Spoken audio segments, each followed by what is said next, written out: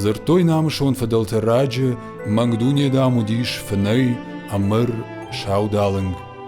Штейца харвы жилдил фажендиш хуры салв, майжинг, шталыты ыртывд, шавахшит амма ныванга арфанефандаг. Штей шарухши андарк фардагау, сахарта сахта цахартама, арвай фешкиута жинджишталфан, уйфашта фештадиш шаумалажон фанек жаххацарл. Ама курхаута вадарвай сахаркалга шузгарта жинджи артих, вот шауфанек фештади жаххл. Уйфашта хусауш фалдышта, уйса сахарар вон арте фанекай, нарте.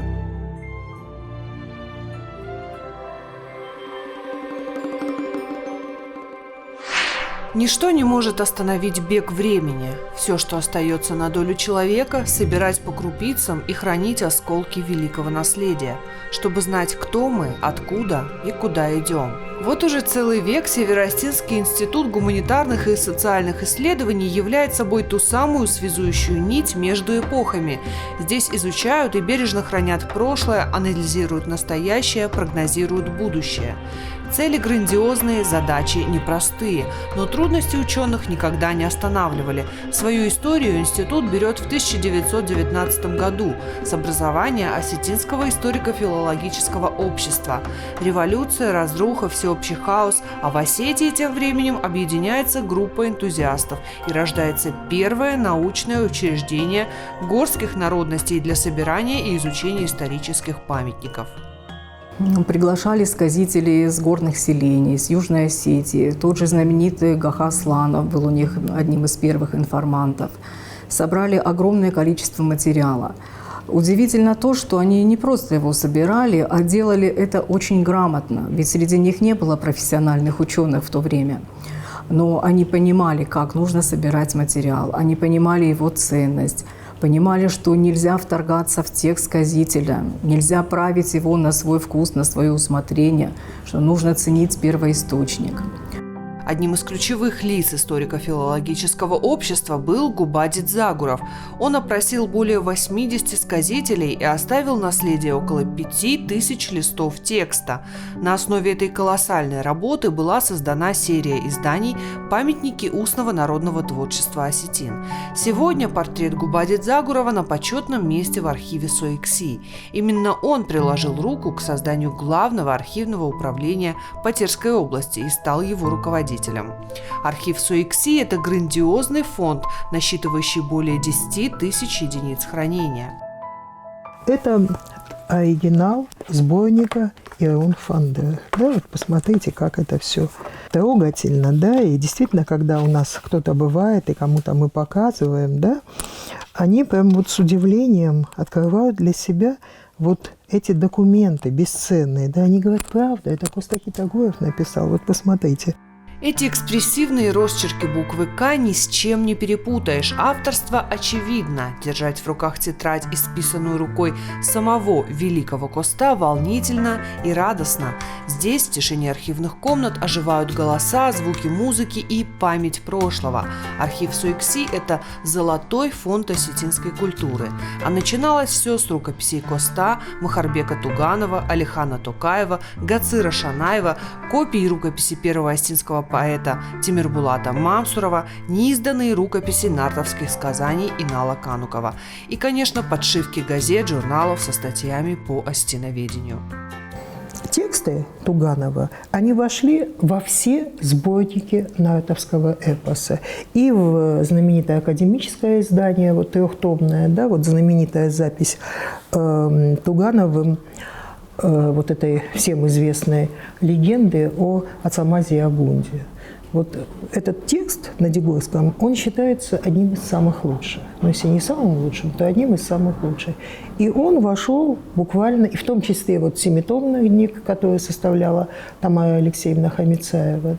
Да, вот она, к сожалению, ее уже нет с нами, она успела выпустить 7 томов нартовского эпоса.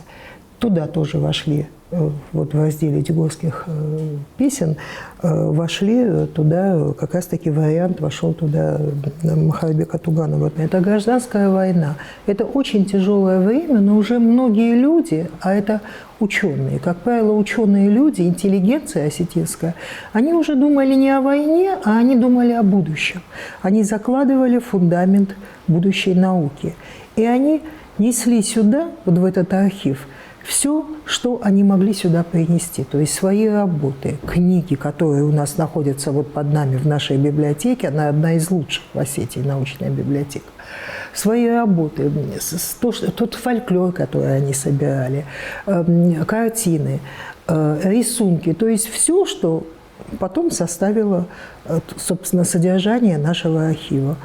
Вот посмотрите, я взяла один из многих томов документов, которые были собраны Губади Алексеевичем Дзагуевым. Вот посмотрите.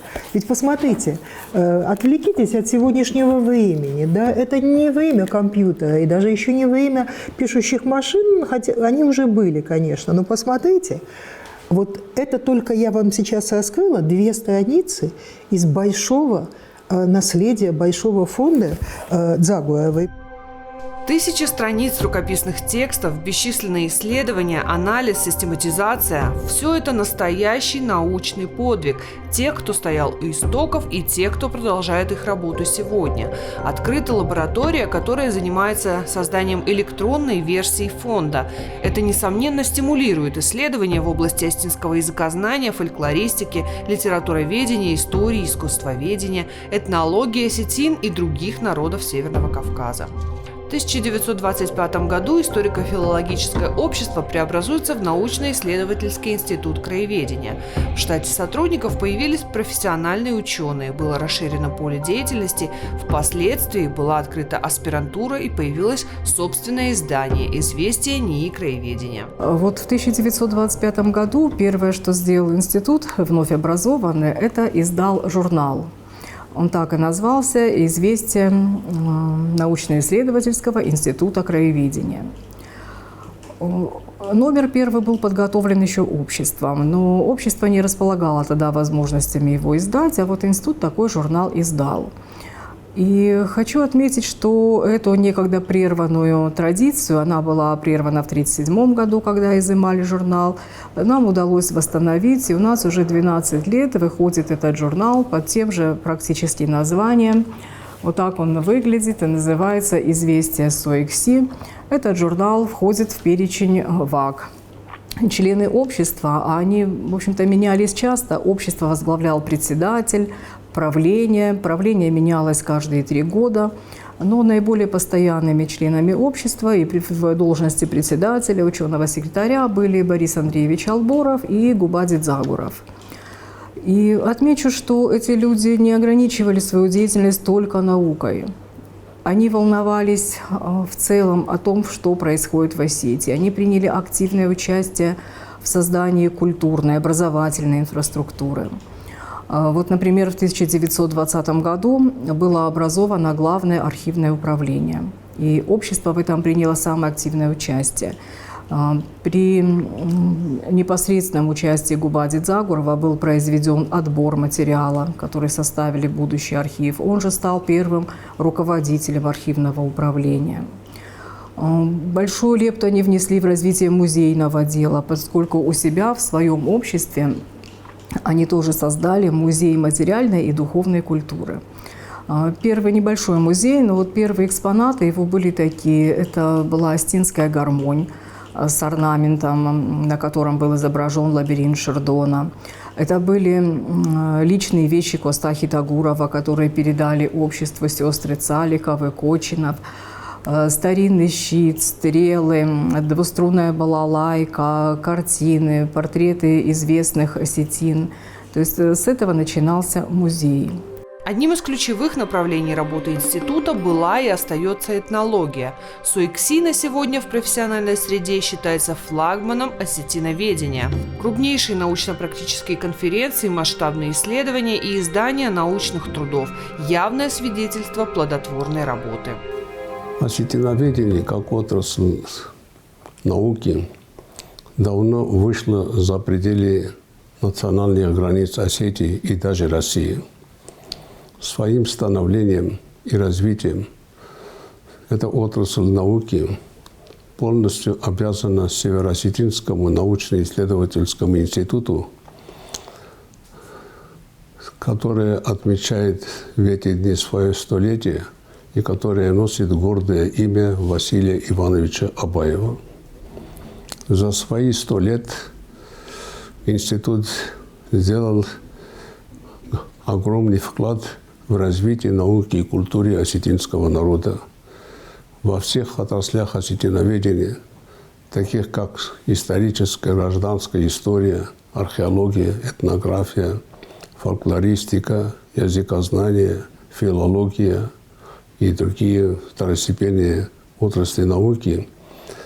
Институту удалось сделать очень большой вклад в их развитие. Каждая из этих отраслей за эти 100 лет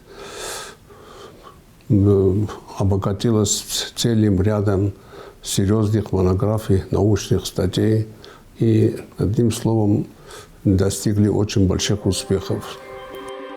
Одно из первых и важнейших направлений работы отдела этнологии – нартоведение. Жемчужина художественной культуры Осетии – нартовский эпос – составная часть богатейшего фольклорного наследия осетин. СОИКСИ с момента образования определил одним из приоритетных направлений работы собирание, систематизацию, изучение и публикацию эпических текстов.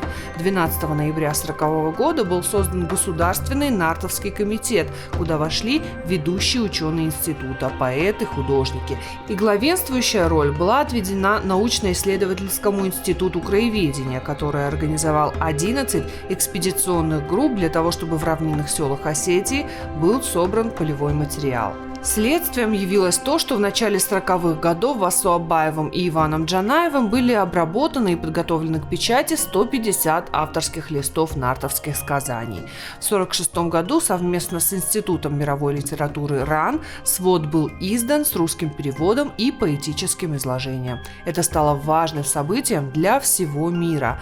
За годы работы института было создано множество ярких и значимых изданий эпоса. Неоценима роль первых собирателей эпоса. Их фамилии хорошо известны. Это Гацир Шанаев. Ну, конечно же, мы не можем не упомянуть Всеволода Федоровича Миллера, да, которому помогали представители осетинской интеллигенции Гацир Шанаев и Горданов. Очень важную роль сыграли исследования Суско Амбалова и многих других.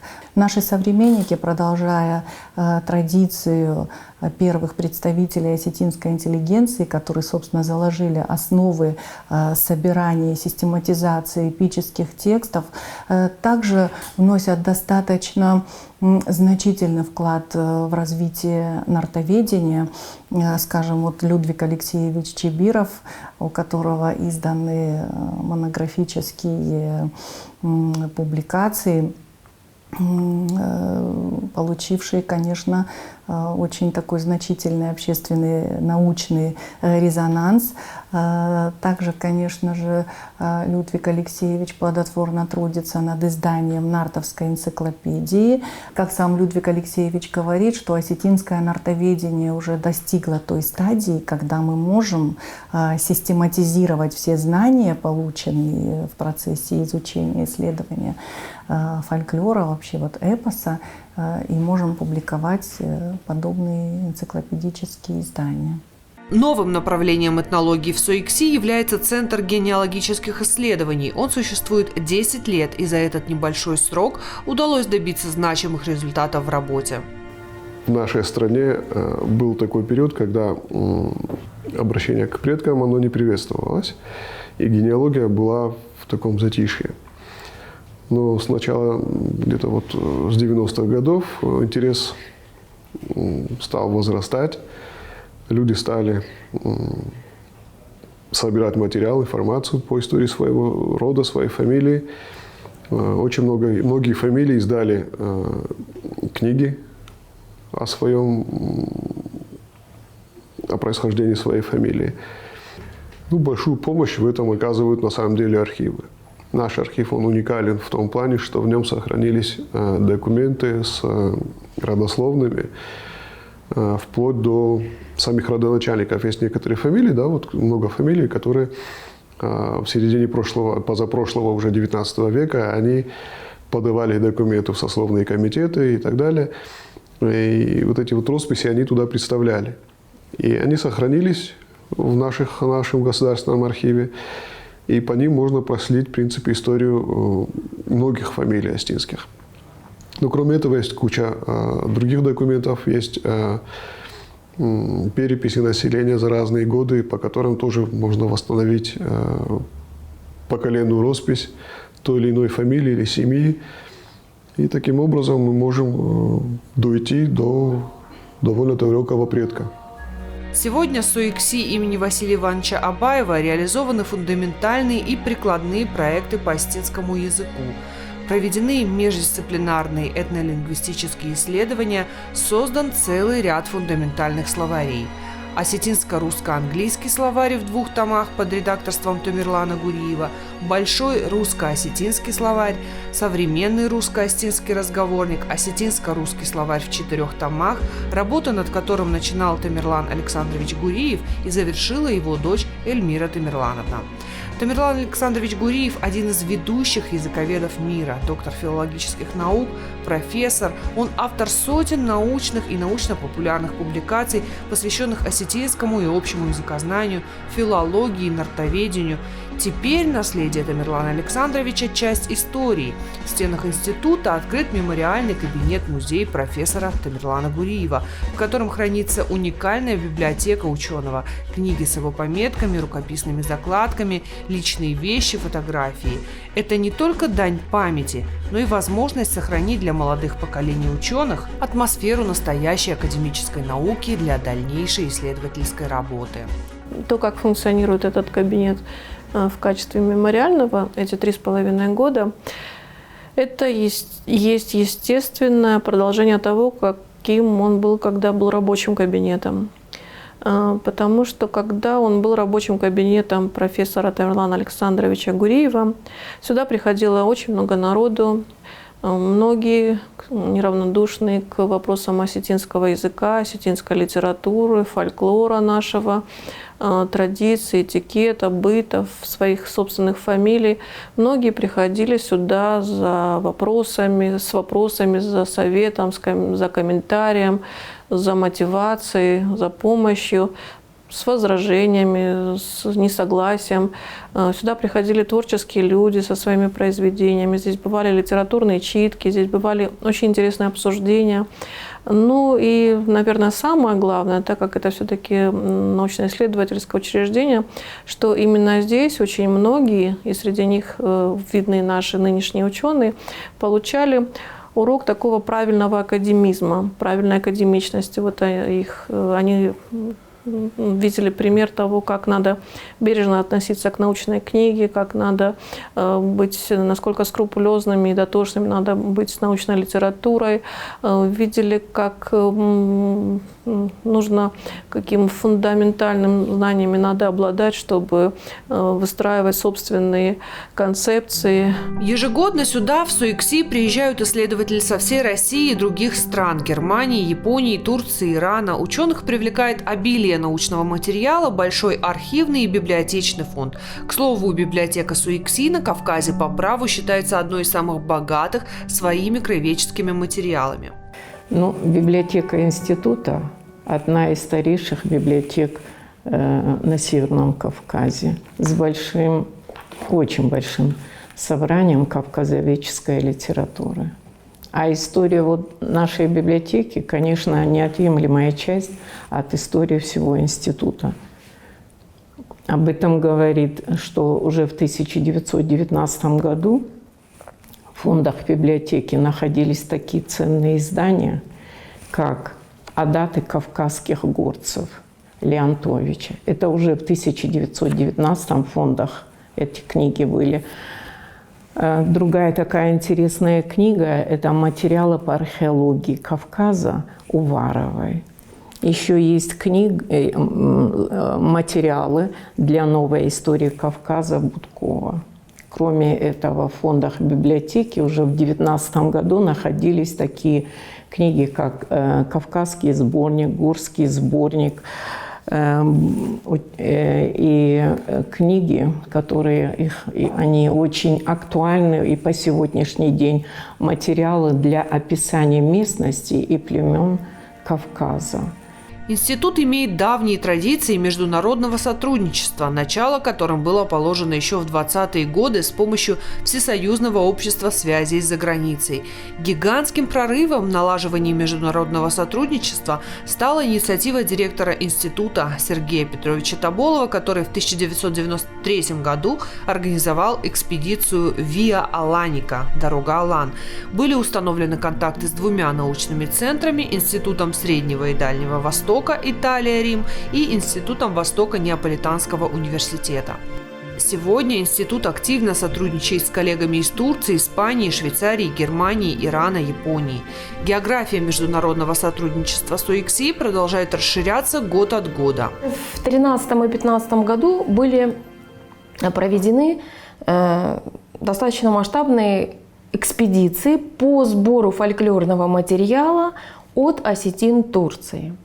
И опять же, без помощи ответственных людей с той стороны, со стороны турецких осетин, у нас бы не состоялись эти экспедиции. То есть нас возили, нас обеспечивали жильем, нам устраивали какие-то вечера, где мы могли обозреть этих осетин Турции, где они находились в такой вот обстановке, которая располагала к тому, чтобы поведать нам истории, которые они сохраняли 150 лет. 150 лет они уже проживают на земле Турции. И все это время, как выяснилось после экспедиции в результате записей, они сохраняли очень ценный для нас материал. Волшебные сказки, которых здесь уже нет, там они еще рассказываются. Какие-то маленькие сказочки кумулятивные, которых я тоже здесь не встречаю, там они еще рассказываются. К сожалению, нартовского эпоса очень и очень мало. Есть воспоминания о героях. В 2018 году мы с моей коллегой Эльмирой Гуриевой отправились в долгосрочную стажировку в Тегеран, где мы изучали персидский язык, первую начальную стадию. Мы познакомились с большим количеством ученых, конечно же, благодаря нашим коллегам. Я студентка, учусь по программе международных отношений Азии и Кавказа, учусь по обмену между моим университетом и СОГУ. Мой предмет связан с политическим устройством Грузии. Цель моего приезда, исследования моего предмета, я поняла, что имеются только скудные сведения за последние 10 лет, и все они представляют видение проблемы только со стороны Запада. Именно поэтому я решила приехать сюда, чтобы иметь не только западную точку зрения, но и знать реальную картину. Это отличный повод побывать здесь и получить прекрасный опыт. В СОИКСИ создан научно-образовательный центр, который призван привлечь талантливую молодежь, создать преемственность и поддерживать исследовательские инициативы молодых ученых. Отдел был создан с целью содействия научному творчеству молодых ученых и интеграции научного и образовательного процессов. В 2014 году научно-образовательный отдел был преобразован в научно-образовательный центр. В структуру центра входят две базовые кафедры. Это кафедра осетинского языка и литературы СОКПИ и кафедра истории и этнологии СОГУ. Научные стажировки здесь проходили и проходят не только молодые ученые из России, а также из Германии, Японии, Турции и Ирана. Научно-образовательный отдел он осуществляет археологическую, этнографическую, фольклорную, преддипломные практики студентов.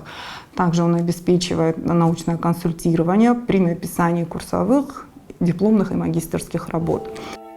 Масштабная работа проводится в Суикси и в сфере археологии. Серьезный вклад в науку – это исследование Даргавского катакомбного могильника. На этом поприще плодотворно трудятся профессора Руслан Затиаты и Алан Туалагов.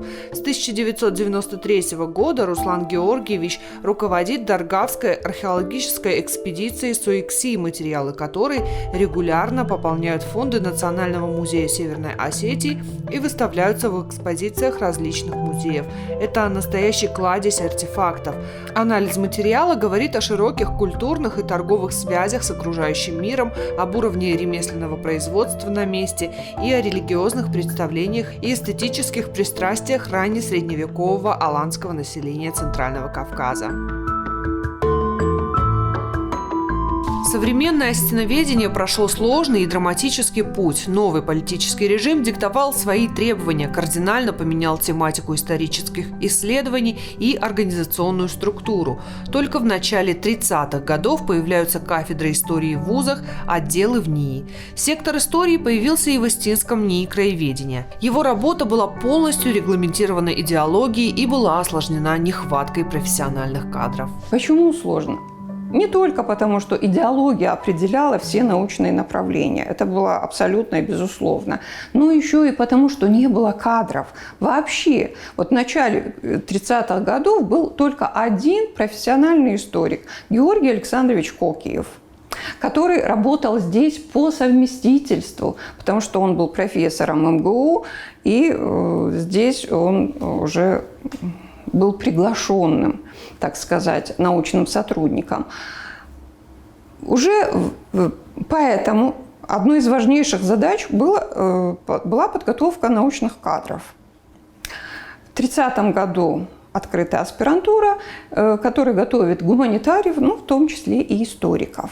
От прошлого к настоящему отдел социально-политических исследований один из самых молодых в структуре. Он был создан в 1980 году и с тех пор занимается мониторинговыми исследованиями, анализом значимых общественных процессов. Я представляю отдел социально-политических исследований. В истории института отдел социально-политических исследований, или отдел социологии, как он раньше был, он, наверное, один из, не скажу самый молодой или самый юный, но один из самых молодых, потому что официально этот отдел был в структуре института создан только в 1980 году. И вот с этого времени, фактически непрерывно, сотрудники отдела занимаются исследованием, социологическими исследованиями социально-экономических, социально-политических, культурологических процессов межэтнического взаимодействия, межконфессионального взаимодействия, миграционных процессов, которые протекают у нас в республике, и не только в республике, но и в иных субъектах СКФО. Занимаемся мы мониторинговыми исследованиями, то есть исследования повторяющиеся, допустим, по ценностям молодежной среды, да, по установкам на миграцию, по отношению к той или иной, к тому или иному этносу, да, каким-либо событиям. Примерно такие основные задачи, которые решает, и вообще решал в течение почти уже 40 лет наш отдел в рамках или в структуре Суикси. 100 лет на своем веку Суикси повидал немало. Многое сделано, еще больше предстоит. Пожалуй, самая главная особенность работы института – преданность делу, независимо от обстоятельств. Какие бы бури ни происходили, политические, экономические и общественные, наука всегда на первом месте.